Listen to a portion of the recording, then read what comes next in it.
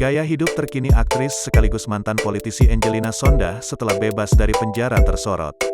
Istri mendiang Adjie Massaid tersebut mengajak anak laki-lakinya yaitu Kaanu Massaid makan di restoran. Efek keuangannya kini semakin membaik setelah aktif terima endorsean. Angelina Sondah akhirnya bisa makan enak lagi. Wajar saja, selama 10 tahun mendekam di penjara Anggi tidak bisa merasakan mengonsumsi makanan mahal di mal.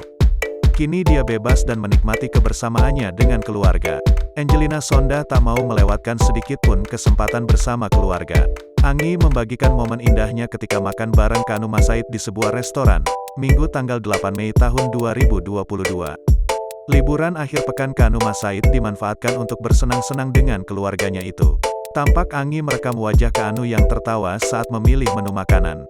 Bahkan Anggi juga merekam aksinya mereview salah satu makanan yang dia beli.